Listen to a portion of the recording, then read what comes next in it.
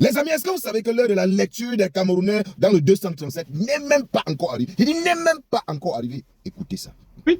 Nous devons taxer toutes les mamans, je dis bien toutes les mamans, qui font des beignets, qui font du poisson, ceux qui font du souya, parce qu'ils polluent.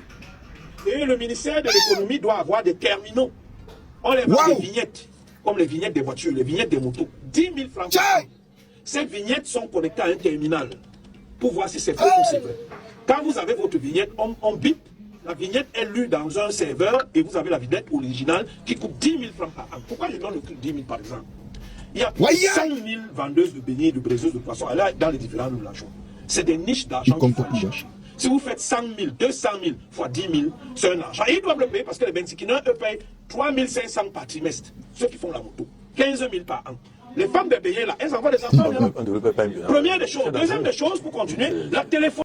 Les amis, je vous répète, l'heure de la lecture de nos parents, de nos frères et sœurs, qui ont toujours eu tendance à dire que tout va bien. Oui, je vous ai déjà dit, depuis au moins un mois que je suis avec vous, tout va bien au bled. Tout va bien, je suis dans votre gamme. La lecture de l'heure n'est pas encore riche. Les amis, mettons un peu de l'eau dans notre verre maintenant. Je confirme vraiment que ceux-là qui disent que quand le gouvernement qui nous gouverne veut passer une information, il commence d'abord par jeter quelques blogueurs dehors pour nous faire passer ça, pour voir la réaction des Camerounais. Vous vous rappelez ici de Christophe Mbia. Et vous avez dit les influenceurs vont payer les taxes pour leur monétisation. C'était avant la campagne. Et pendant la campagne, et après la campagne, il a précisé. Aujourd'hui, le gouvernement même en lui est sorti, il vous a narsec. C'était comme ça le début. Quand vous écoutez le RPC parler, mais comprenez que c'est quelque chose qui a été déjà ficelé, bien placé, structuré. Et ils attendaient juste le jour s'il a pour venir vous dire comme ça. Et c'est ça qui va se passer. C'est-à-dire, les remets qui font frire les beignets, haricots, etc. Non, you go pay tax pour tout ça parce que vous polluez de l'air. C'est dousé. L'air de la lecture n'est même pas encore qu'un.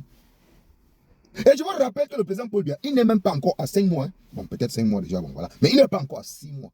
Ça veut dire que, bon, supposons qu'il est à 6 mois. Il manque 6 ans. 6 mois.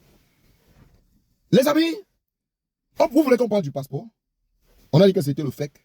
Que ce soit du fake ou vrai, ce qui est sûr.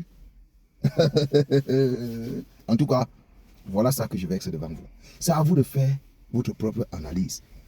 C'est ça qu'il s'agit, les amis. On se retrouve très certainement dans une prochaine vidéo. Vive le Cameroun.